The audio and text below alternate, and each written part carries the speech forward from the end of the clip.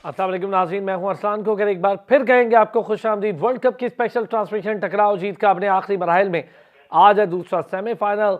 Australia होगा आमने सामने साउथ अफ्रीका के साथ, और साउथ अफ्रीका का टाकरा ऑस्ट्रेलिया से ज़्यादा खतरनाक होगा बनिस्बत बाकी टीम्स के। उसकी रीज़न ये है कि साउथ अफ्रीका पर एक छाप लग गई है इस पूरे टूर्नामेंट में कि वो पहले अगर बैटिंग कर ले तो ठीक, वरना वीक। और ये बड़ा मसला है कि आप पहले बैटिंग करने की छाप लगा लें तो फिर टीमों को आपकी कमजोरी पता चल जाती है। इंडिया ने न्यूजीलैंड के साथ सेमीफाइनल खेला, हाई स्कोरिंग मैच था, दोनों टीमों ने 300 प्लस स्कोर किया, लेकिन इंडिया का पलड़ा शामी की वजह से भारी रहा। बाकी को बहुत ज़्यादा विकेट्स नहीं ले पाए बुमराह और सिराज, लेकिन स्कोर रोक के रखा कुलदीप ने। एक टाइम पे जो प्रेशर बना, शामी 7 विकेटें ले गए।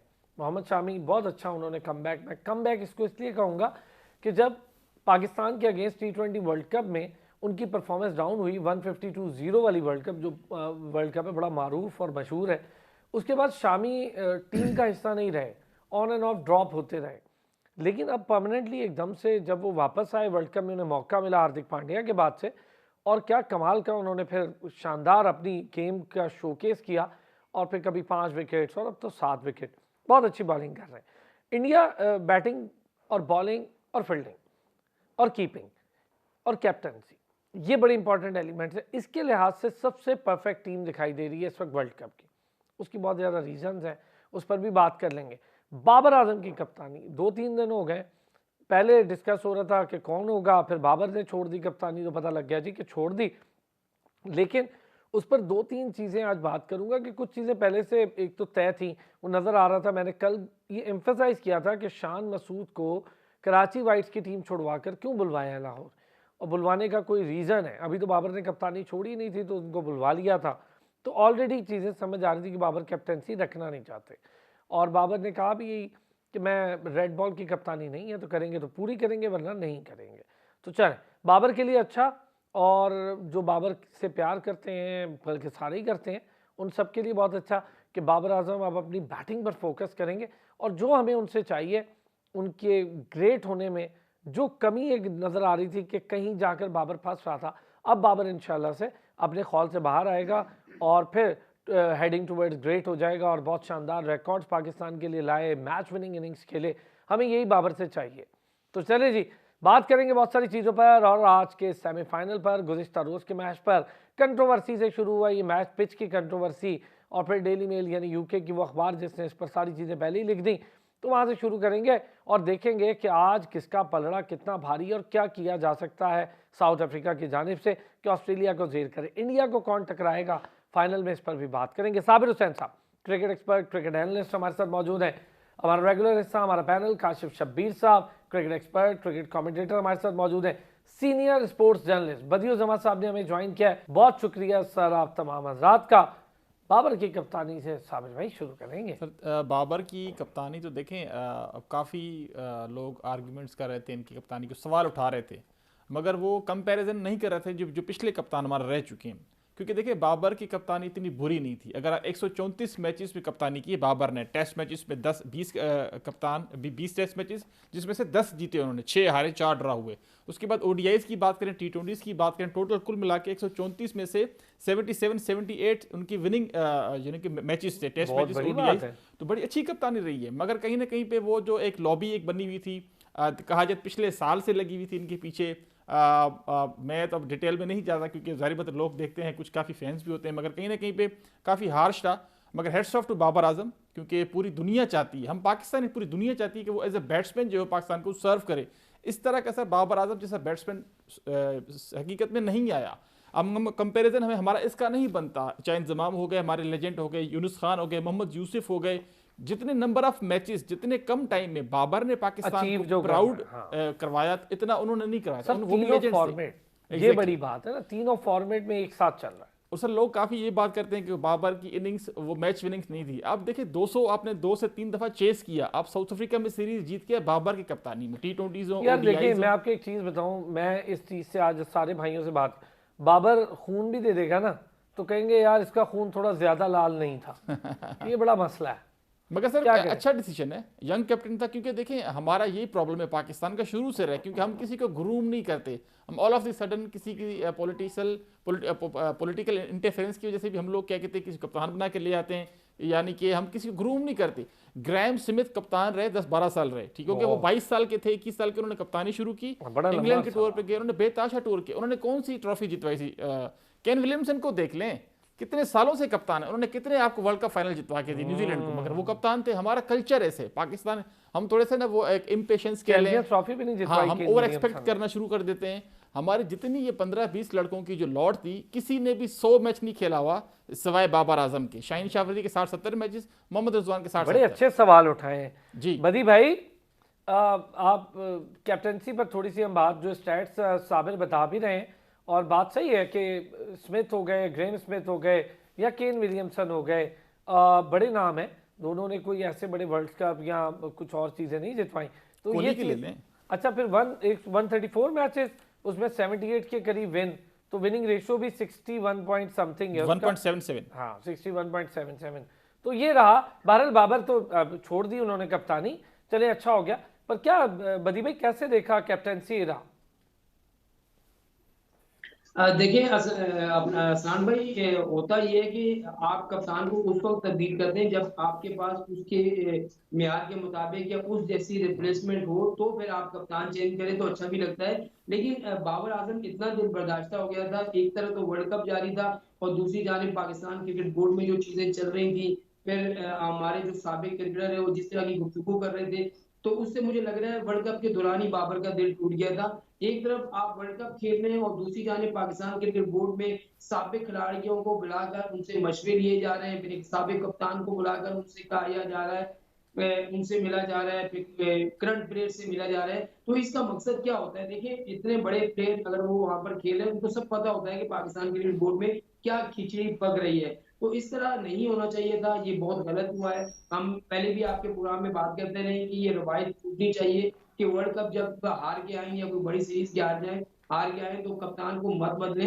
देखिए, उसको मौका देना चाहिए। अब अगर बाबर की कप्तानी की आप बात करते हैं तो मेरे ख्याल में बाबर ने बुरी कप्तानी नहीं की। अगर आप देखें तो 100 मैं जो अपना वो देख रहा था तो तकरीबन 73 मैच है उनके T20 में, 42 उन्होंने जीते। उसके अलावा जो वनडे सर है 20 वो टेस्ट मैचेस 30 में से 10 जीते, 10 6 जीते, ड्रॉ 6 हुए हारे और सिर्फ 4 हारे, जी। ऐसा हुआ जी।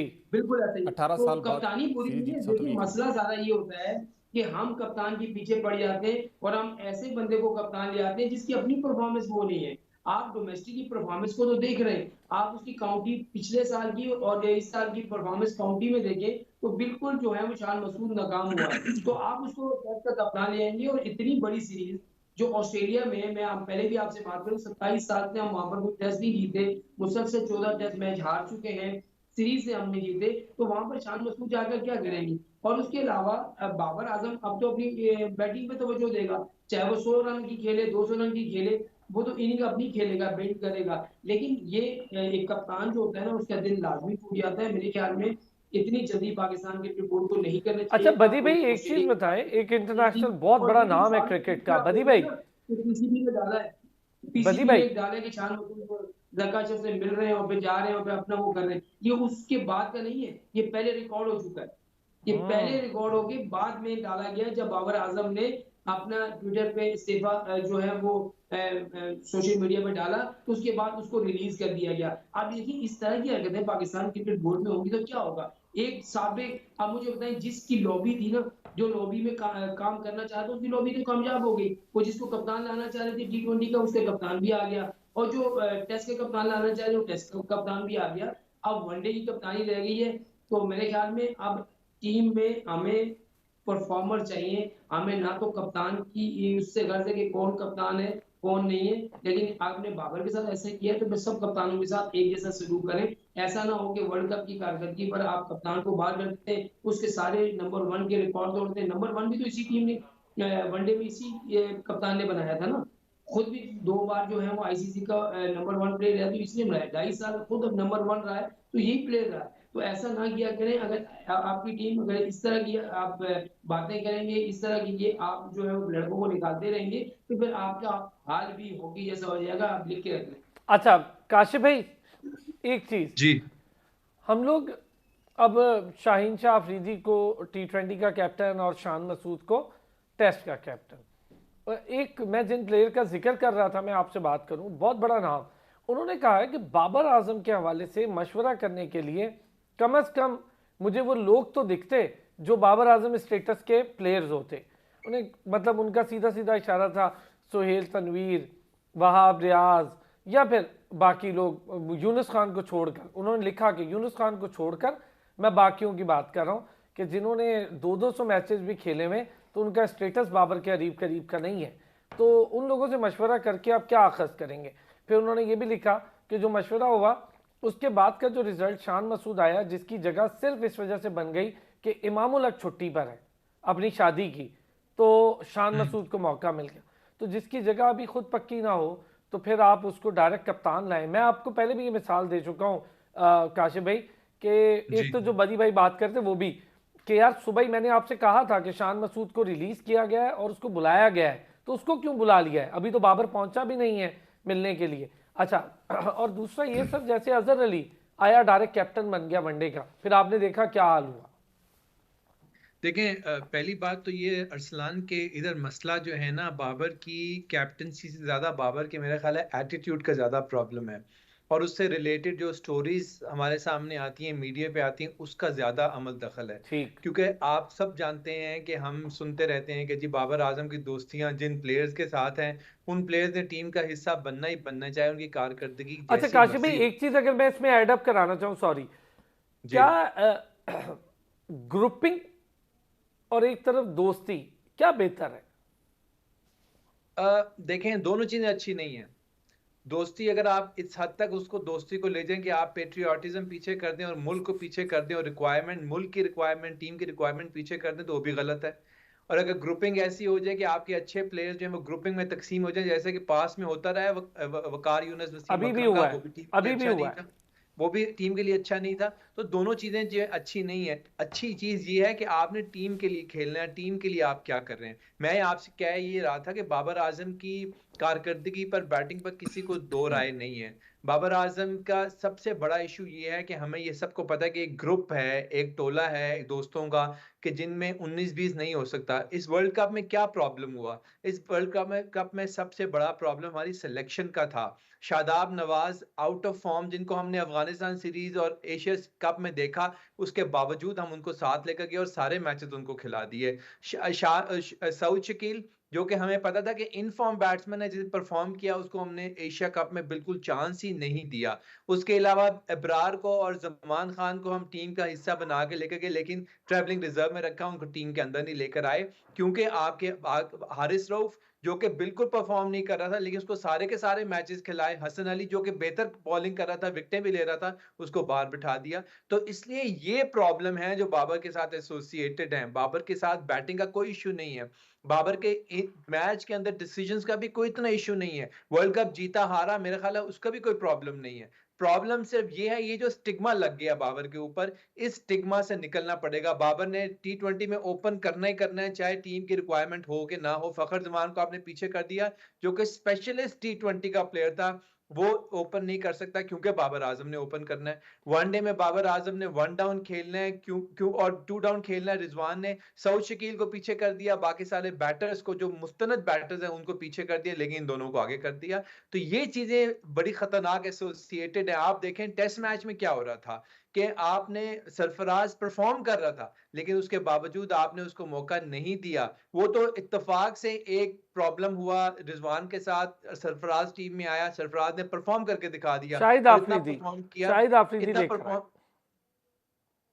क्या कह रहे हैं? शाहिद आफरीदी लेकर आए, जब शाहिद आफरीदी को वह मौका शाहिद मिला जी बिल्कुल, तो शाहिद उन्होंने आफरीदी डलवाया। लेकर आए और उसने परफॉर्म किया। देखें कितना मीडिया, हम सब बातें करते थे कि सरफराज को एज अ बैटर चांस देना चाहिए, लेकिन चांस नहीं मिल, परफॉर्म किया और वो मैन ऑफ द सीरीज बन गया। तो ये चीजें हैं जिसकी वजह से सारी जो मीडिया है वो तनकीद करता है। हम भी बाबर आजम के खिलाफ बात करते हैं कि ये चीजें ठीक नहीं है। मिसाल आप खुद रसलान देते थे धोनी की, आप वो मिसाल याद रखें कि धोनी जो है वो ओपनर बैट्समैन था और जबरदस्त परफॉर्म कर रहा था। जब वो कैप्टन बना तो उसने अपने आप को 5वें 6ठे नंबर पे लिया, क्योंकि वहां टीम की इसको अशद जरूरत थी।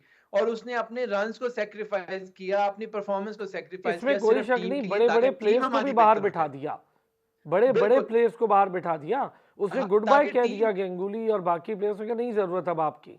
जरूर, बिल्कुल, ताकि देखें और उससे देखें टीम कहां पहुंच गई, वर्ल्ड कप उसने जिता दिया। तो हम ये चीजें एक्सपेक्ट करते हैं हमारे कैप्टन से कि कैप्टन हमारा सेल्फलेस हो, वो टीम अच्छा, के ये लिए आपके सोचे, सवालात बड़े टीम को वैलिड, प्रायोरिटी दे। काशी में बड़े वैलिड सवालात हैं। मैं जरा साबिर और बदी भाई से आके ना इस पर भी बात करता हूँ, फिर जरा मैच भी शुरू होने वाला होगा, उस पर भी बात करेंगे। ब्रेक से आते हैं। वेलकम बैक जी। बदी भाई हमारे साथ हैं, काशी भाई हमारे साथ हैं, साबिर हुसैन हमारे साथ हैं। साबिर, जो बात काशी भाई कर रहे थे कि मुख्तलिफ चीज़ें जिस पर बात हो रही थी कि एक तो शादाब, नवाज, सिलेक्शन और फिर दोस्ती यारी वाला आंसर, लेकिन एक चीज़ तो है कि बड़ी देर बाबर ने इस टीम में से थोड़ी पॉलिटिक्स निकाल कर एक कलेक्शन रखी कि कलेक्टिव एफर्ट्स हमें दिखाई देती थी, सारे लड़के एक साथ जेल थे। ये करना बड़ा ज़रूरी होगा नए कैप्टन के लिए। सर देखें, मैं तो कहूँगा आपने जैसा सवाल किया काशी भाई के साथ कि ग्रुपिंग अच्छी या फिर दोस्ती यारी अच्छी। देखें, ग्रुपिंग से तो 1000 गुना दोस्ती यारी अच्छी है। दोस्ती यारी इस तरह से, क्योंकि देखें कलेक्टिव जिस तरह आपने एफर्ट की बात की, तो वो टीम के लिए लड़के सिलेक्ट करके वो इन्होंने खिलाए भी हैं। अगर उन्होंने दोस्ती निभानी होती ना, उस्मान कादिर जा रहा था ऑस्ट्रेलिया, वो उसका बचपन का दोस्त है, उसको बेचारे को नहीं जाने दिया बाबर आजम ने। उसको कहा जी तुम हमारे पाकिस्तान के साथ खेलो, पाकिस्तान के लिए खेलो। उसको कुछ T20 खिला, उसकी परफॉर्मेंस अच्छी नहीं थी। अगर दोस्ती होती तो उसको अभी भी खिलाता। इमामुल हक को बाबर आजम नहीं लेके आया था, नहीं, वो अपनी परफॉर्मेंस ही उसकी, और वो आपके ओडीआई में नंबर के टाइम टॉप 10 में सर 2 साल तक रहा है, टॉप 10 में 2 साल तक रहा है। तो दोस्ती यारी की तो बात हमें नहीं करनी चाहिए। ग्रुपिंग से अच्छा है जो 2009 के बाद हमने यूनिस खान ने वर्ल्ड T20 जितवाया, उसके बावजूद हलफ पे जनाब वो लड़कों ने जो ग्रुपिंग करके उसको हटा दिया गया। 2003 में देखे क्या हशर हुआ। तो ग्रुपिंग से तो मैं तो कहता हूँ शुक्र अल्लाह का कि बाबर आजम के 4-4.5 साल में सरफराज की कप्तानी में ग्रुपिंग नहीं थी। ये लड़के एक दूसरे के देखे, जो कोई किसी की परफॉर्मेंस नहीं तो एक दूसरे को बैक करते थे। इन्होंने सरफराज से ये चीज सीखी, एग्जैक्टली सरफराज ने ये सिखाई जी, बहुत ही शानदार क्लीन एंड नीट बंदा जी सरफराज। तो सर ये लड़के एक दूसरे के फेल्यूर में भी और सक्सेस में भी एक दूसरे को सपोर्ट करते थे। हमने ट्विटर पे देखा एक दूसरे को बैक करते थे। तो ये कहीं ना कहीं पे जो है ना, हमें इस चीज़ को पॉजिटिव लेना चाहिए। मगर ग्रुपिंग से तो अल्लाह पाक ने हमें बचा लिया, क्योंकि पिछले जितने भी 10-15 साल गुजरे वो काफ़ी बुरे गुजरे। आप मुझे एक सवाल बता दें कि आजकल के जो 5-10 साल से कौन सा बच्चा है जो पाकिस्तान क्रिकेटर को आइडियलाइज करता है? शुएब अख्तर, शाहिद अफरीदी के बाद कोई आपके पास कोई बाबर आजम था, शाहीन शाह अफरीदी, और कोई आपके पास था ही नहीं। उसके बावजूद हम इसके पीछे पड़ गए। लोग बाबर को बहुत प्रेज करते हैं, ऐसा ही है। मगर अब देखें, मैं यहाँ पे बाबर को डिफेंड तो नहीं करने बैठा, मगर क्रिटिकल है, ये आपका व्यू है, पर्सनल व्यू है इस पे बात। तो सर हम अच्छे एक दिशा में जा रहे थे। हम कहते हैं जी हमें यंग कप्तान चाहिए, हम 21-22 साल के लड़के को बनाते हैं, हम उसको 2 साल बाद फिर हटा देते हैं। ये हम गलत करते हैं। क्या हम 34 साल के कप्तान खिलाड़ी को बना सकते हैं? नहीं बना सकते। तो अगर आपने किसी को भी टाइम देना है तो आप दूसरी ममालिक की मिसाल आपके सामने, रिकी पॉइंटिंग इतने साल कप्तानी की, MS धोनी ने इतने साल कप्तानी की, केन विलियमसन की मिसाल आपके सामने है। तो बाबर आजम की कप्तानी में हम लोग वर्ल्ड T20 के सेमीफाइनल खेले, फाइनल खेले, इसके अलावा हम एशिया कप के सेमीफाइनल फाइनल खेले। अगर आप बात करते हैं कि ट्रॉफी नहीं जीता है, ट्रॉफी आपके शाहिद अफरीदी साहब वो भी सेमीफाइनल तक पहुंचे थे 2011 में। वर्ल्ड T20 की बात कर ले, हफीज़ आपके पास कप्तान थे। तो किसी ने भी हमें कोई T20 जिताया नहीं। जिसने जिताया उसके पीछे खिलाड़ियों ने ग्रुपिंग करके, दोस्ती यारी नहीं, ग्रुपिंग करके उसको हलफ पे जनाब हलफ बर्दारी पे उसको हटा दिया गया। तो कहीं ना कहीं पे पाकिस्तान के लिए अच्छा साइन अभी, इसीलिए मैं वैसे काफ़ी खुश हूँ। मैं कल भी मैंने शो में कहा था कि बाबर आजम को बैटिंग पे फोकस करना चाहिए, क्योंकि हमें एज ए बैट्समैन उसकी ज़रूरत है। शान मसूद को बना दिया गया, गुड लक टू हिम। और मैं चाहूँगा कि वो अपनी परफॉर्मेंस पे फोकस कर, क्योंकि वो कंसिस्टेंट नहीं है कि काउंटी में परफॉर्मेंस देते हैं, डोमेस्टिक में देते हैं, मगर इंटरनेशनल लेवल पे आपको परफॉर्म करना पड़ेगा। इसीलिए शाहीन शाह अफरीदी का मैं समझता हूँ कि काफ़ी जल्दी था, इसको 2-2.5 साल अभी भी खेलना चाहिए था सर। ठीक है, अभी यानी टाइम लेना चाहिए। जी बदी भाई, जो काशी भाई के मुख्तलिफ चीज़ें थी, एनालिसिस, उसी पर सवालात, उससे अग्री करते हैं जो चीज़ें काशी भाई ने बताई कि मुख्तलिफ चीज़ें थी। शादाब, नवाज, सिलेक्शन का प्रॉब्लम था, हमारा सिलेक्शन एक इशू रहा है, और बेंच स्ट्रेंथ नहीं बना पाए बाबर आजम, शायद ये एक इशू रहा है। बिल्कुल, काशिफ भाई ने जो बातें की बिल्कुल ठीक है। देखिए, आपकी सिलेक्शन इतना बड़ा जो है वो मेगा इवेंट है, और उसमें आपकी सिलेक्शन क्या होती है, ना ही आपके जो स्पिनर किसी काम के, और ना ही आपके जो फास्ट बॉलिंग अटैक, जिसको कुछ अर्से पहले आप लोग दुनिया का नंबर 1 पेस अटैक कहते थे, वहाँ बुरी तरह नाकाम हो जाता है। तो ये चीजें वो होती हैं कि एक कप्तान को जब एक अच्छी टीम मिलेगी, अच्छा कॉम्बिनेशन मिलेगा, तो फिर कप्तान उसको साथ। चलो जी, टॉस जीता है साउथ अफ्रीका ने, और हम भी यही कह रहे थे कि साउथ अफ्रीका को चेस का इशू ज़रूर है, लेकिन साउथ अफ्रीका पहले बैटिंग करेगा तो डैमेज डाल सकता है, अच्छे पोजीशन में ला सकता है। बउमा ने टॉस जीतते ही पहले कह दिया मैं टॉस भाई बैटिंग, उसके अलावा कुछ नहीं। सर अच्छा डिसीजन है। अगर देखा जाए तो जो पिछले 5 मैचेस हुए हैं ऑस्ट्रेलिया और साउथ अफ्रीका के, पांचों में जनाब इन्होंने पहले बैटिंग की है, और 2 उनके जो थे उनके साउथ अफ्रीका में हुए थे सितंबर अक्टूबर में, उसके बाद नवंबर में वर्ल्ड कप में। तो अच्छा साइन है, क्योंकि सेमीफाइनल प्रेशर होता है, आप टॉस जीत के बैटिंग करें, अपना स्कोर बनाएं। और कोलकाता की पिच पे अच्छा किया कि उन्होंने तबरेज शमसी को एड अप किया है, क्योंकि थोड़ी सी स्लो पिच है, टर्न होगी, सेकंड इनिंग उनकी बॉलिंग उन्होंने भी आएगी। चेंजेस कर ली है भाई जान। एग्जैक्टली तो सर जंपा उनके पास एक स्पिनर है, मैक्सवेल आपका पार्ट टाइम है, मगर साउथ अफ्रीका की बात करें तो ये जब बॉलिंग सेकंड करेंगे तो उनके पास 2 स्पिनर हो जाएंगे, और माकरम को भी अभी ऐड कर सकते हैं, मगर वो पार्ट टाइमर, मगर 2 उनके पास स्पेशलिस्ट स्पिनर है। काफी अच्छा डिसीजन ऑस्ट्रेलिया साउथ अफ्रीका का कि वो पहले बैटिंग उनका बनता भी यही था। क्या कहते हैं बदी भाई, साउथ अफ्रीका ने टॉस जीता, बैटिंग का फैसला किया, ऑस्ट्रेलियन कैप्टन ने कहा मैं भी यही करता अगर टॉस जीतता तो। देखिए असल में वहां पर यही है कि जो भी टीम टॉस जीत रही है वो बड़ा स्कोर करनी हो, खासतौर पर साउथ अफ्रीका को आप देखें कि पीछे जितने भी 4 मैचेस थे वो चेस करते हुए हारे हैं। तो उनका यही था कि वो टॉस जीते और पहले बैटिंग करें, और पहले बैटिंग में आप देखते हैं कि जब भी साउथ अफ्रीका ने बैटिंग की तो लंबा टोटल ले आते हैं, 300 से ऊपर ले आते हैं। अगर आप 4 से 5 मैचेस की बात करें तो ये 300 से ऊपर गए सवाए 1 मैच के। लेकिन यहाँ पर देखना पड़ेगा कि आपके अगेंस्ट साइड जो है वो किस तरह की है। तो ऑस्ट्रेलिया की टीम मुसलसल 7 मैचेस जीती भी है, उन पे काफी पुरअतमाद है, प्रेशर कोई भी नहीं है। तो ये जो 2 स्पिनर खास तौर पर जनूबी अफ्रीका ने खिलाए, ये एक अच्छा साइन है, क्योंकि महाराज तो पहले से ही खेल लेते, लेकिन आज उन्होंने जो है तबरेज शमसी को भी शामिल किया है। तो ये थोड़ा-सा आपको इम्पैक्ट डाल सकते हैं अगर रात के वक़्त जो है वो विकेट में कुछ हुआ, तो ब्रेक या टर्न हुआ तो ये जो है वो ऑस्ट्रेलिया को परेशान कर सकते हैं। लेकिन इसके लिए ये होगा कि साउथ अफ्रीका को अगर पहले बैटिंग कर रहा है तो मेरे ख्याल में 330-340 रन करने होंगे ऑस्ट्रेलिया जैसी बैटिंग लाइनअप को बैटिंग देखते लाइनअप हुए, के अगेंस्ट क्योंकि ये बात सही है। अच्छा काशी भाई, आपका व्यू जल्दी से इसी पर ब्रेक से पहले चाहूँ। मेरा ख्याल है is going to be very crucial in this game. अगर तो बाद में कोई बारिश का सीन बन गया, जो कि कह रहे हैं 36 से 40% चांस है बारिश का, अगर बारिश होगी तो डेफिनेटली वो ऑस्ट्रेलिया के फेवर में जाएगी। लेकिन ऑड्स जो हैं वो सारे are tilting towards South Africa. मुझे लग ये रहा है कि साउथ अफ्रीका का चांस जो है इस टॉस के पास ज्यादा बन गया। लेकिन यहाँ अरसलान एक बात आपने नोट की होगी, पता नहीं की है कि नहीं की, देखा आपने कैसे फ्लिप किया कॉइन जी हाँ, और बबुआ ने, बिल्कुल करीब और गिरा। कहाँ पर वो गिरा। कल जो हम बात कर रहे थे, कल कॉइन कहाँ पर गिरा, और आप ये आज ही नोट कर लें कि फाइनल में भी कॉइन जो है बहुत दूर जाएगा गिरने को। अच्छा ये बात सही है, और बहुत जगह ये बात हो रही है। मैं जरा वापस आता हूँ ब्रेक से, ये सारी जगह पर यही बात चल रही है, ये जो इंडियन कॉइन वाला है, और सारी मतलब टॉस सारी जीत गए भाई, ऐसे कैसे इतने लकी हो गए। नहीं फिर जीत वापस आते ब्रेक से इस पर बात कर। वेलकम बैक जी। अच्छा ज़रा टीम्स पर भी बात कर लें, चेंजेस भी हैं कुछ। पहले ज़रा साउथ अफ्रीका की टीम पर बात कर लेते हैं। बउमा हैं, क्विंटन डी कॉक हैं, जुसन हैं, मकरम हैं, क्लासन हैं, डेविड मिलर हैं, मार्को जेंसन हैं, केशव महाराज हैं, क्वेट्जी हैं, रबाडा हैं, तबरेज शमसी हैं। और जो बेंच पर गए हैं उनमें जनाब अली लुंगी निगिडी हैं।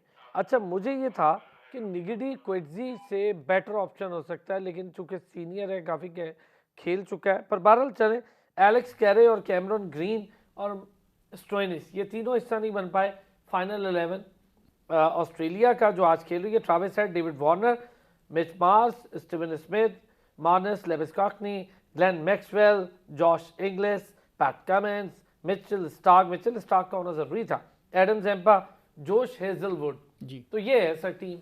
सर अब पे थोड़ा सा मुझे है साउथ अफ्रीका को देखा तो वो उन्होंने अच्छी चेंज की वैसे, क्योंकि देखिए कोलकाता की पिच है 270, 80, 60, 70 भी इस पर अच्छा स्कोर हो सकता है, और उन्होंने अच्छा कि टॉस जीत के पहले बैटिंग की है। बैटिंग सेकंड ऑस्ट्रेलिया को ट्रबल कर सकता है इनके स्पिनर्स, क्योंकि इनके स्पिनर्स स्पेशलिस्ट हैं। केशव महाराज की मैंने बात की, तबरेज शमसी की बात की। ऑस्ट्रेलिया को जो है वो उनको ठीक खेलना पड़ेगा। जो उनको माइक्रो जेंसन है वो वाहिद बॉलर है इस पर्टिकुलर वर्ल्ड कप में जो पावर प्ले में विकेट लेते हैं, बड़ी अच्छी बॉलिंग कर रही है। एग्जैक्ट उनका बॉल स्विंग भी होता है। रबादा का बॉल शायद इनका स्विंग ना हो, मगर जो माइक्रो जेंसन है लेफ्ट आर्म फास्ट बॉलर, उनके जो है बॉल स्विंग भी तो विकेट भी ले रहे हैं, यंगस्टर हैं। तो डेविड वार्नर जो है और वो जो ट्रेविस हेड है, वो दोनों विकेट बड़ी क्रूशल होगी, क्योंकि उसके बाद जब जो स्टीवन स्मिथ खेले, लंबशे खेले, जो मिडिल ऑर्डर में जब आते हैं मिचेल मार्श खेले, तो उनको जो है साउथ अफ्रीका स्पिनर्स फंसा सकते हैं अगर 280-90 स्कोर वो बना लेते हैं तो। क्योंकि देखें सेमीफाइनल का प्रेशर और उनके अगर अर्ली विकेटें गिर जाती, क्योंकि जिस तरीके से वो पावर प्ले में खेलते हैं, Travis Head, David Warner, Mitchell Marsh, अगर वो बिल्कुल तेज अगर स्कोर को ले गए फिर मिडल ओवर्स पे इनको प्रॉब्लम हो सकती है। मगर मुझे अभी भी लग रहा है कि शायद अच्छा चांस होगा साउथ अफ्रीका को, अगर वो उनके अर्ली बैट्समैन आउट कर लें, जो ओपनर्स हैं, माइकल जेनसन जो उनके बॉलर हैं, वो उनको आउट कर सकते हैं। क्या कहते हैं बदी भाई, अगर हम देखें क्विट्जी गुड ऑप्शन है, निगिडी को बाहर बिठाया, ठीक है? बिल्कुल कोटसी जो है आप खुद देख लेंगे, एक तो उनके पास पेस भी बड़ा अच्छा है, बहुत भी बड़ी अच्छी लाइन और लेंथ से करते हैं, तो ये उनके लिए एक अच्छा ऑप्शन है। दूसरा माइकल जेनसन की जो उन्होंने बात की, तो वो जो है वो आपको देखेंगे पावर प्ले में बहुत जबरदस्त बॉलिंग कर रहे हैं, और जब भी अफ्रीका को जरूरत पड़ती है तो वो बैटिंग करके भी देते हैं। तो यहाँ पर अगर बैटिंग और बॉलिंग का कॉम्बिनेशन देखें तो मेरे ख्याल में दोनों टीमों का बराबर नजर आता है। यहाँ अगर आप अपना डेविड वार्नर को देखें, उसके साथ जो मिचेल मार्श है, वहाँ पर डी कॉक है, और कप्तान बाउमा का जो है थोड़ा सा फर्क जरूर है, लेकिन उसके बाद उनकी जो मैकराम हो गए, फिर क्लासन हो गए, डेविड मिलर हो गए, ये इनकी बैटिंग बड़ी क्लास की बैटिंग है, और वो अगर लंबा खेल गए तो स्कोर जो है 3 सवा 300 रन जा सकता है। लेकिन अब देखना पड़ेगा कि शुरू के जो पावर प्ले है उसमें जो खासतौर पर जो ऑस्ट्रेलियन फास्ट बॉलर है, वो किस तरह की बॉलिंग करते हैं, क्योंकि यहाँ अगर 10 से 15 ओवर के दरमियान हमने अच्छी बॉलिंग की और 2 से 3 विकेटें ले ली तो फिर साउथ अफ्रीका की टीम मुश्किल में आ सकती है। लेकिन अगर वो पावर प्ले अच्छा खेल के कोई विकेट ना गिरी तो फिर आपको मालूम है कि साउथ अफ्रीकन 20-22 ओवर के बाद चार्ज करना शुरू कर देते हैं और फिर वो स्कोर को लंबा ले आते हैं। तो शुरू के जो 10 से 15 ओवर है वो दोनों टीमों के लिए बहुत ज़्यादा ज़रूरी है कि वो विकेट ना गिरने दें और ये आउट करें, ताकि जो है वो कम से कम टोटल तक साउथ अफ्रीका को महसूस कर सके। ये दोनों टीमों के लिए 15 ओवर जो है वो चैलेंज हो। काशिफ भाई, ओवरकास्ट कंडीशंस हैं, तो स्टार्ट में बॉलर्स को थोड़ी सी हेल्प मिल सकती है पेसर्स को। तो अगर बॉल स्विंग होता है और फिर मिचेल स्टार्क जैसे और जॉश हेजलवुड, पैट कमिंस हैं, तो अच्छा हो सकता है, कोशिश करके तो विकेट निकालने की कोशिश की जा सकती है। बिल्कुल, इसमें कोई दो राय नहीं है, और शुरू का पावर प्ले बड़ा क्रूशल होगा दोनों टीमों के लिए। और हमें हमें पता है कि अगर साउथ अफ्रीका को देखा जाए तो उनका वीक लिंक जो है, उनका कैप्टन है टैंपा बवूमा, वो ऐसा है जो विकेट जाया भी कर देता है और थोड़ा अंडर प्रेशर भी ले आता है। और अगर उसकी वजह से क्विंटन डिकॉक प्रेशर में आएंगे तो ये एक चांस क्रिएट हो सकता है ऑस्ट्रेलिया के लिए। लेकिन क्रूशल जो है पीरियड वो होगा दरमियान का पीरियड, तकरीबन आप समझें 20-25 से लेकर 35 ओवर तक, 20 से लेकर 35 ओवर तक वो बड़े क्रूशियल टाइम होगा, जहां पर एडम जैम्पा बॉलिंग कर रहा होगा, क्योंकि स्पिनर की विकेट है ये, जिसकी वजह से साउथ अफ्रीका ने 2 स्पिनर्स को खिलाया है। लेकिन चूंकि साउथ अफ्रीका का कंट्रोल है बैटिंग में और उनकी बैटिंग तकरीबन 7वें नंबर तक जाती है, मार्को जेनसन तक, तो बड़ी स्ट्रांग बैटिंग लाइनअप है, तो इसलिए वो अच्छा स्कोर डेफिनेटली बोर्ड पे पोस्ट करेंगे। और उसके बाद उन्होंने जो 2 स्पिनर्स खिलाए हैं, तबरेज शमसी और महाराज, मेरा ख्याल है वो बहुत ही अच्छा डिसीजन था, क्योंकि वो इस पे बहुत तंग करेंगे ऑस्ट्रेलियन बैट्समैन को। अगर अच्छा, ऑस्ट्रेलिया वैसे की लेकिन बवूमा को आप वीकर लिंक समझते हैं? रीजा को होना चाहिए था, रीजा हेंड्रिक्स को। वो देखें, ये तो हम पहले दिन से बात कर रहे हैं कि रीजा हैंड्रिक की जगह जो है वो बवूमा ने संभाली हुई है, और अगर वो होता तो साउथ अफ्रीका की आउटलुक और बेहतर हो सकती थी। लेकिन चूंकि कैप्टन कैप्टन है और कैप्टनसी अच्छी कर रहे हैं बवूमा, तो मेरा ख्याल है इसलिए उसको कॉम्प्रोमाइज कर रहे हैं। और आपने देखा पिछले 2-3 मैचेस में बवूमा कोशिश करते हैं कि वो तेज खेलें, लेकिन वो लंबी इनिंग खेल नहीं, नहीं सकते, सिर्फ कोशिश 25-30 पे करते जाके आउट हो जाते हैं। हैं, सिर्फ कोशिश करते हैं। हाँ जी। चलिए, एटलीस्ट वो अपनी शेल से निकलने की कोशिश कर रहे हैं, लेकिन कामयाब नहीं हो रहे। लेकिन देखना ये होगा कि आज महाराज और तबरेज शमसी कैसी बॉलिंग कर रहे हैं, क्योंकि ऑस्ट्रेलिया की जो बैटिंग है उसमें कोई इतनी डेप्थ नहीं अच्छा, है, वैसे सारे बैट्समैन मैं बदी फुल भाई, टच में नहीं है। इससे पहले कि मैं साबिर से सवाल करूं, आकिब जावेद ने एक हमारे सऊद शकील के बारे में कह दिया, बवुमा के बारे में कुछ नहीं कहा।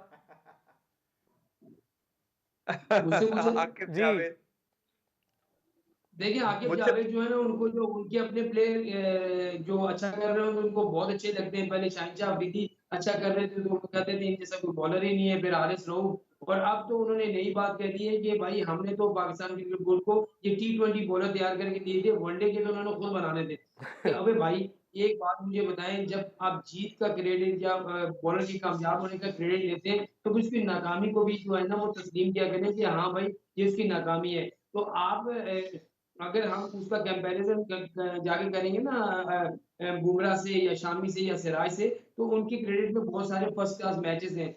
100 से 150 मैचेस हैं। आपके आरिस रोग ने तो एक फर्स्ट क्लास मैच नहीं खेला T20, आप उसको लेके आए, टेप बॉल से वो गेंद करता था, और यहाँ भी ऐसे ही लगता है कि वो टेप बॉल से टप्पे मार रहा है। तो इस तरह की चीजें जो है ना, आपने जब आप कहते हैं कि हम हमारी फ्रेंचाइज जो खिलाड़ियों को बनाती है, तो आपकी फ्रेंचाइज ने क्या T20 के लिए इनको बनाया या T10 के लिए बनाया कि आप जाएं और लीग में खेलें और करोड़ों रुपए कमाएं और आ जाएं। जब पाकिस्तान की जरूरत पड़ी तो आप उसको एक माना कर देते हैं कि ये वनडे में जो है कब होना चाहिए। टेस्ट भी करवा दिया आपने, एक T20 में लेके आए थे तो तीनों फॉर्मेट उसको खिला दिए। तो ये तो ज्यादती है मेरे ख्याल में। पाकिस्तान क्रिकेट बोर्ड जो है ना, हमारा कमजोर तरीन बोर्ड है जो इस तरह की फैसले कर लेता है, जिसकी वजह से खिलाड़ियों की हमें सुननी पड़ती है। तो कहने का मकसद ये है कि अब आपको एक आपने बाबर को हटा दिया, सबकी ख्वाहिश पूरी हो गई, साबिक क्रिकेटर की ख्वाहिश पूरी हो गई कि हाँ भाई बाबर हट गया।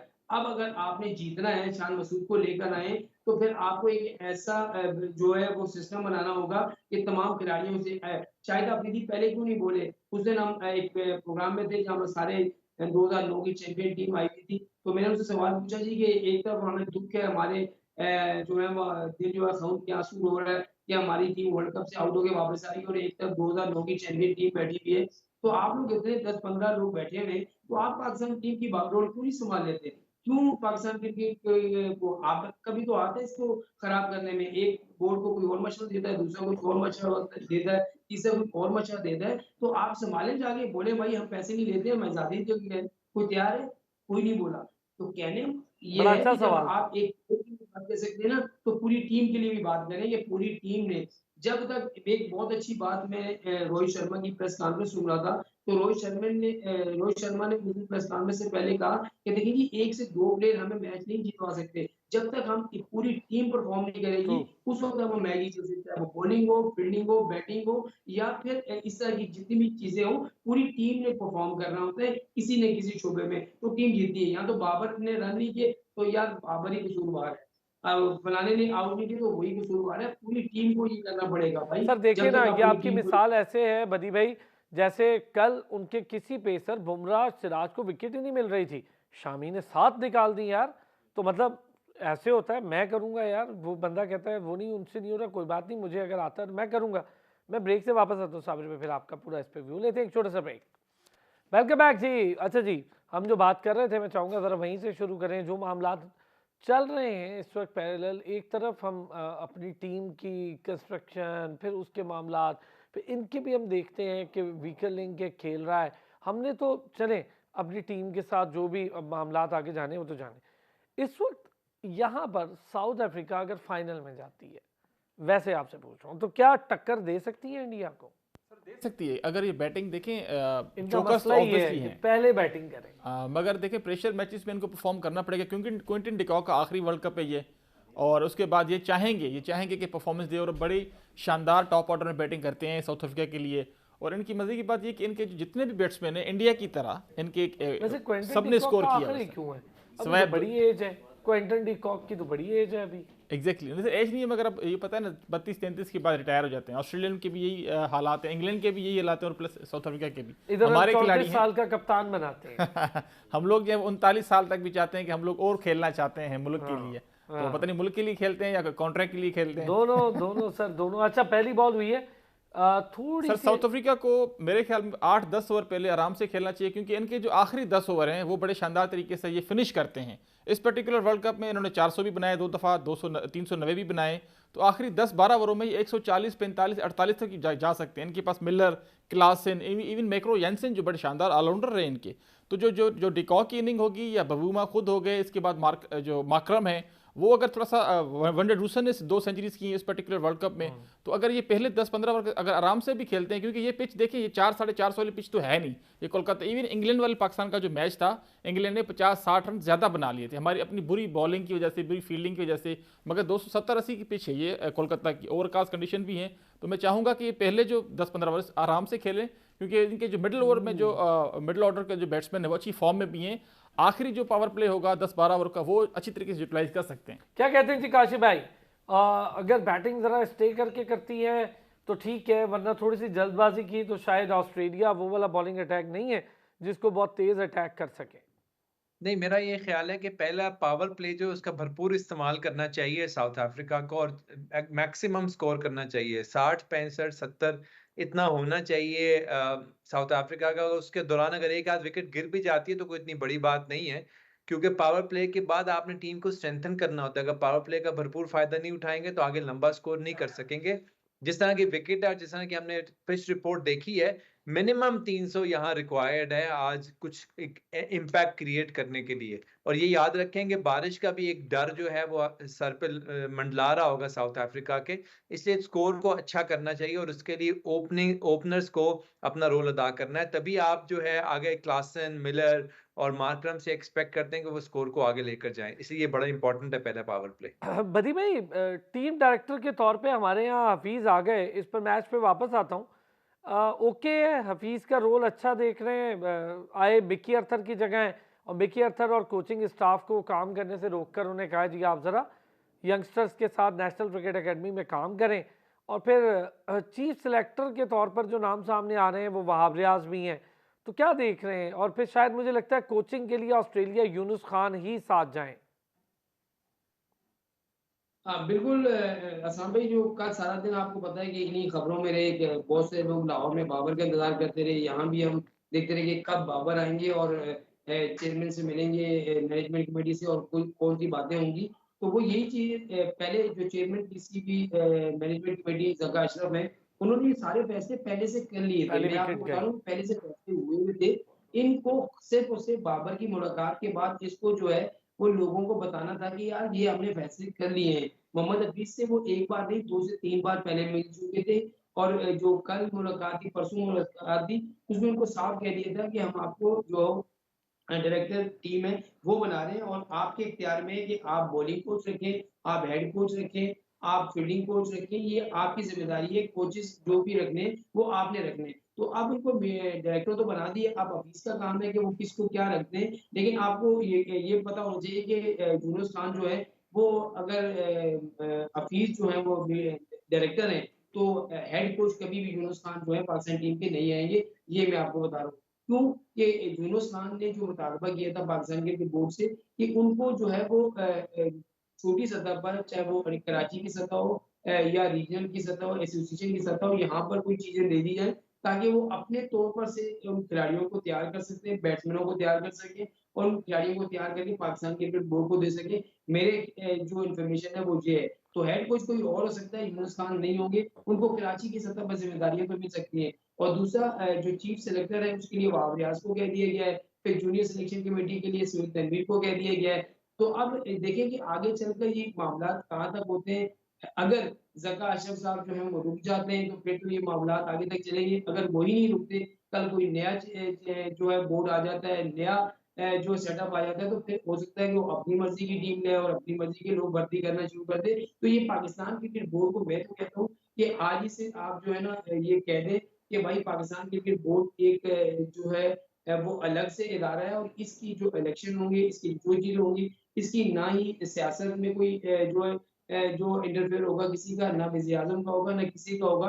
ये अपने तौर पर इलेक्शन करें, इलेक्ट होकर आएँ, और उसके बाद जो है वो पाकिस्तान टीम के लिए खिदमत अपनी अंजाम दें, ये तो सही है। लेकिन हम अगर सियासी तौर पर जो आएँगे, जो भी पार्टी आएगी वो अपना चेयरमैन लेके आ जाएगी, तो फिर क्रिकेट के मामलात हल नहीं होते। फिर वो भी सियासत का मैदान होगा, और एक हो रही होगी क्रिकेट के मैदान, क्रिकेट खेल रहे होंगे लोग, तो ये चीज़ें नहीं होनी चाहिए। मेरे ख्याल में पाकिस्तान क्रिकेट बोर्ड को अब सोच विचार करनी चाहिए, जिस तरीके से दूसरे बोर्ड करते हैं। आप किसी भी बोर्ड में देखें, फिर इंडियन क्रिकेट बोर्ड की हम बात करते हैं, लेकिन इंडियन क्रिकेट बोर्ड की एसोसिएशन जो है, जो उनकी जितने भी जो डोमेस्टिक क्रिकेट होती है, उसमें उनको सबसे मजबूत उनके रीजन और ये एसोसिएशन में सबसे मजबूत होते हैं, और वो अपने तौर पर तमाम चीज़ें चला रहे होते हैं। हमारे यहाँ क्या है, एसोसिएशन बना दी जाए, वो भी पाकिस्तान क्रिकेट बोर्ड की जो है मोहताज होती है, रीजन बोर्ड्स के मोहताज होते हैं, डिपार्टमेंट जो है बोर्ड्स के मोहताज होते हैं। तो ये चीज़ें आपको खत्म करनी पड़ेंगी, और जब ये खत्म होंगी, फिर एक जो है न्यूट्रल तौर पर अगर आप पाकिस्तान टीम के लिए लड़के ढूँढेंगे तो वो आपको मिलेंगे। इस तरीके से नहीं होगा, फिर वही होगा कि हम भूल जाएँगे, इस शिकस्त को भूल जाएँगे, 2 महीने बाद हम पीएसएल में लग जाएँगे, और पीएसएल का वबेला होगा, फिर कह देंगे कि एक और हमें शाहिन अफरीदी मिल गया, एक और हमें नसीम शाह मिल गया, एक और हमें बाबर मिल गया, यही कहते रहेंगे हम पीएसएल से। तो ये वाह, पीएसएल के क्राइटेरिया मैं आपकी को जो बात है से खत्म वाह कर बड़ा बड़ा आग्री कि हमारे बोर्ड के मसाइल। काशिफ भाई आपकी बात पूरी हो गई सर, बवमा अपना रोल पूरा कर गया और मिचेल स्टार्क ने भी अपना रोल पूरा किया, दोनों ने भरपूर पूरा किया। स्टार्क ने बॉल की, बवमा ने विकेट दी। ये तो मैंने आपसे पहले कहा था वीक लिंक साउथ अफ्रीका का है, लेकिन चलो अब देखना ये कि वैंडर डूसन किस तरीके से खेलता है। प्रेशर नहीं आता, बबूमा की विकेट से प्रेशर नहीं आता साउथ अफ्रीका पे, क्योंकि उनको पता है कि ये हमारा कैप्टन जो एज अ कैप्टन नहीं, खेल रहा है, ये बात नहीं बैटर है, नहीं खेल रहा। ये बात नहीं है। बवमा की विकेट से प्रेशर इसलिए नहीं आता क्योंकि वो विकेट होती ही देने के लिए है। यही मैंने आपसे कहा ना, वो उनको पता है कि ये आउट होना ही है इसने। हाँ, जी क्विंटन साबिर भाई। डिकॉक मौजूद है, लेकिन मुझे लग रहा है कि शायद वो अब थोड़ा सा स्लो खेलेंगे, इन्होंने पहले क्योंकि कुछ बैटिंग कह की रहे थी। काशिफ भाई?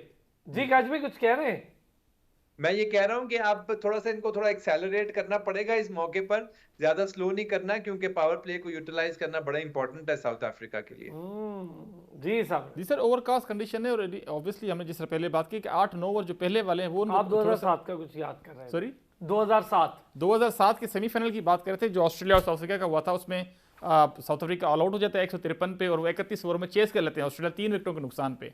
तो जो ग्रुप स्टेज का मैच था वो भी ऑस्ट्रेलिया ने पहले बैटिंग की थी, मगर जो सेमीफाइनल था साउथ अफ्रीका ने पहले बैटिंग की। तो मुझे कहीं ना कहीं लग रहा है कि जिस तरीके से आज आउट हो रहे हैं, उस दिन तो मैग्रा ने आउट किया था स्मिथ को, हर्षल गिब्स, बड़े बड़े नाम थे साउथ अफ्रीका के, मगर जो ग्लेन मैग्रा थे उन्होंने शानदार बॉलिंग की थी। तो मैग्रा का कंपेरिजन हेजलवुड के साथ किया जाता है आजकल के ज़माने में, तो मगर फिर भी मोहतात रहना पड़ेगा क्योंकि ओवरकास्ट कंडीशन है, न्यू पिच है और मॉइस्चर भी होगा ऑब्वियसली पिच में होगा। तो जो पहले 8-10 ओवर है वो थोड़ा सा संभल के खेलें। इनके पास अच्छे बैट्समैन है जो कि यूटिलाइज कर सकते हैं आखिरी 25 ब्रेक लेकर आते हैं, पर देखते हैं क्या सिचुएशन हुई होती है। ब्रेक लेते हैं जी, वापस आते हैं, इस पर बात करते हैं। वेलकम बैक जी। एक खिलाड़ी का नुकसान उठा चुकी है साउथ अफ्रीका और देखना ये कि डुसन और डीकॉक कहाँ तक लेकर जाते हैं। बवमा के हवाले से वैसे वीकर लिंक तो है, क्या ऐसी रीजन है कोटा कैप्टन के अलावा? क्या ना मुसलसल 1-2 मैचेस में ड्रॉप भी किया तो यार सेमीफाइनल में भी कर देते। सर वो नहीं ड्रॉप नहीं, इनफैक्ट वो इंजर्ड था और इसीलिए वो ऐसे ही कहते हैं, हमने भी ऐसे ही कहा था। वो रजा हेनरिक को लेके आए थे और उन्होंने अच्छी बैटिंग भी की थी, आपको याद होगा जो इंग्लैंड के खिलाफ इन्होंने अच्छी स्कोर बनाया था जी। तो मगर अब देखें वो कैप्टन है और जिस तरह काशिफ भाई ने बात की थी ब्रेक से पहले कि वो देखें कप्तानी ज़रूरी होती है, क्योंकि वो कप्तान है, वो आपका अगर कोई आम प्लेयर होता तो शायद उसको ड्रॉप कर सकते थे।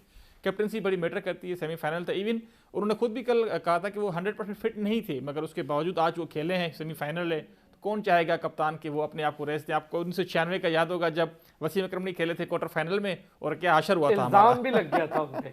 तो ये बात फिर कहीं से कहीं चली जाएगी। तो खैर पहले जो बॉल देखें स्विंग और अच्छी बॉलिंग करें, लाइन और लेंथ से बॉलिंग करें, बॉल थोड़ा सा हिल भी रहा है हेजलवुड का भी और स्टार्क का भी, थोड़े से कॉशियस हैं, कॉशियस होना भी चाहिए क्योंकि देखें ये पिच, मैंने फिर बार बार कहता हूँ कि ये 280-90 की पिच है, तो इस पे क्विंटन डिकॉक को थोड़ा सा संभल के खेलना पड़ेगा क्योंकि अच्छी फॉर्म में है, 4 सेंचुरीज बना चुके हैं इस पर्टिकुलर वर्ल्ड कप में। वनडे डूसन जो दूसरी एंड पे खड़े राइट हैंडर, उन्होंने भी 2 सेंचुरीज की इस पर्टिकुलर वर्ल्ड कप में। हारिस रऊफ की सेंचुरी रह गई, उन्होंने भी सिर्फ 500 भी इतना ही किया है। उन्होंने भी सिर्फ 500 किए, मगर आकिब जावेद साहब ने जो स्टेटमेंट दिया कि वो हमने तो दिए थे पीसीबी को या पाकिस्तान टीम को। अच्छा, वो खुद ही मान रहे हैं कि ये T20 के ही बॉलर। सर आकिब जावेद ने काफ़ी अर्सा पहले खुद ही कहा था कि जी इसको ओडीआई आप खिला रहे हैं, इसकी ट्रांसफॉर्मेशन काफ़ी अच्छी हो गई है फ्रॉम T20 टू ओडीआई, मगर इसको आप पुराना बॉल दें क्योंकि ये T20 पुराना बॉल करता है। तो कहीं ना कहीं पे अभी उसको जस्टिफाई नहीं कर रहे, अभी बिल्कुल वो निगेट कर रहे इस चीज़ को कि ये बॉलर ओडीआई का है ही नहीं। हाँ जी काशिफ भाई, आकिब जावेद तो मान गए भाई कि आपका 500 रन करने वाला बॉलर जो है वो T20 का है, वनडे का तो था ही नहीं। किसने कहा था खिलाओ? नहीं चले, आपने उसको T20 के लिए ले आए, लेकिन आगे काम था बोर्ड का, बोर्ड उसको डोमेस्टिक खिलाता, उसको लॉन्गर फॉर्मेट खिलाता और उसके बाद जो है उसको वनडे के लिए लेके आते। आप ये देखें, हम फिर एक बात बार बार कर रहे हैं कि पूरी दुनिया जो है वो 2-4 महीने पहले वर्ल्ड कप से तैयारी शुरू कर दी थी उन्होंने, वर्ल्ड कप की खेल रहे थे वनडेज।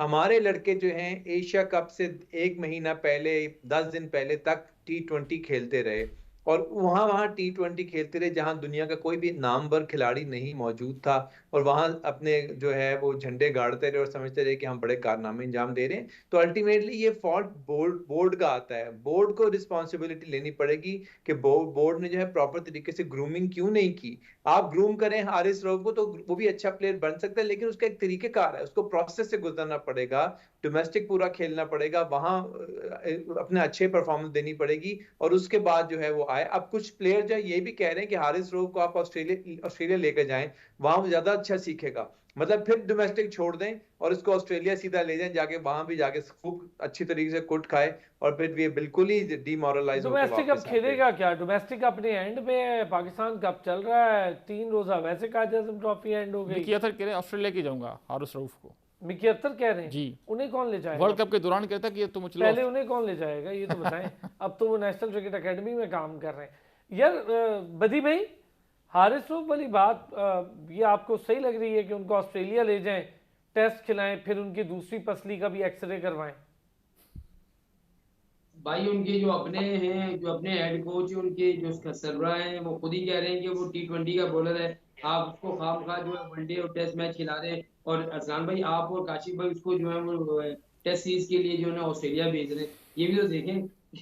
हम मेरे ख्याल दुश्मनी कर रहे में हैं। जो डोमेस्टिक उसमें उसको लेके आए और उसको बोले कि भाई डोमेस्टिक क्रिकेट खेले, और उसके बाद जब परफॉर्म करोगे तो फिर पाकिस्तान टीम के लिए खेलोगे। और मुझे ये बताएं कि हमारे जो बैट्समैनों ने तो कोई रिकॉर्ड नहीं बनाया। चलो ये अच्छा हुआ कि हम जहाँ जाते हैं वर्ल्ड कप जीतते तो नहीं है, लेकिन रिकॉर्ड बना के लाजमी आ जाते हैं। 533 रन का रिकॉर्ड भी तो हारिस रऊफ ने ही बनाया है। फिर 481 रन भी जो हमारे शाहीन शाह अफरीदी ने क्विंटन दिए, डी कॉक ये से वो थोड़ा पेस आगे है।